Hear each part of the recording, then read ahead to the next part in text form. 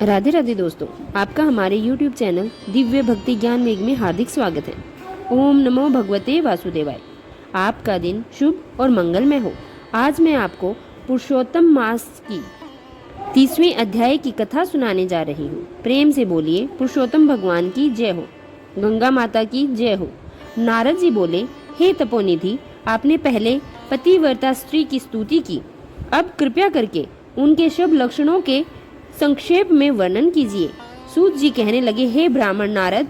इस प्रकार पूछने पर नारायण जी बोले, हे नारद सुनो, मैं तुम्हें पतिव्रता स्त्रियों के उत्तम लक्षण का, पति चाहे कुरूप हो या स्वरूप, चाहे श्रेष्ठ स्वभाव वाला हो या रोग से युक्त हो, या पिशाच क्रोधी हो या मद का पीने वाला हो, भयंकर हो तो भी पति के मन को आनंद देव, सास ससुर विशेषकर अपने पति की भक्ति करे, धर्म के कार्यों में अनुकूल रहकर द्रव्य का संचय करे, जो सदैव घर के काम धंधे में समर्थ हो, आसन भोजन दान सम्मान मधुर भाषण, इनमें हमेशा घर की मुख्य स्त्री को चतुर रहना चाहिए। घर के खर्च के लिए स्वामी ने जो द्रव्य दिया हो उसी से घर का खर्च चलाना चाहिए तथा अपनी बुद्धि से कुछ बचा भी लेना चाहिए।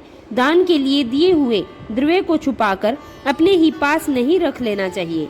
पति की आज्ञा के बिना अपने बांधवों को कुछ भी धन नहीं देना चाहिए। दूसरे बोलने या नहीं संतोष रखना, यह सब पतिव्रता के लक्षण हैं।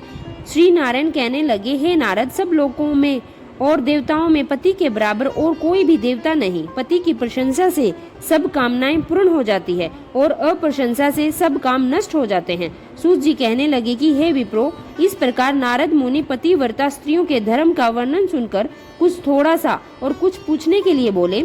नारद जी कहने लगे, हे बद्रीपति, आपने सब दानों से उत्तम कांसे के बर्तन को संपुट कहा है, सो कारण इसका विस्तार पूर्वक मुझे कहिए। श्री नारायण बोले, हे ब्राह्मण, इस व्रत को पहले एक बार पार्वती जी ने किया था। उस समय श्री पार्वती जी ने महादेव जी से पूछा, कौन सा उत्तम दान देना चाहिए जिससे मेरा पुरुषोत्तम मास का व्रत संपूर्ण हो जाए। श्री महादेव जी बोले, कांसे के बर्तन में 33 मालपुएं भरकर धागे से लपेटकर विधिवत पूजन करें और व्रत की संपूर्णता के लिए विद्वान ब्राह्मण को देव शक्ति हो तो ऐसे में 33 पात्रों का देव भगवान की मनोहर कथाएं सुनते रहें।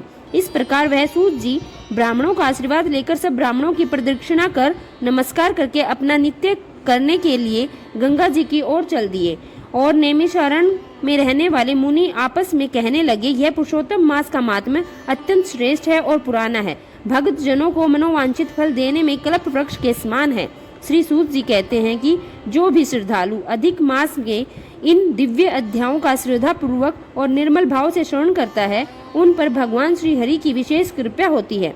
तुलसी दान, जप, तप, व्रत तथा कथा श्रवण के पुण्य से भक्त के समस्त मनोरथ पूर्ण हो जाते हैं तथा अंत समय में भगवान पुरुषोत्तम अपने धाम में स्थान प्रदान करते हैं।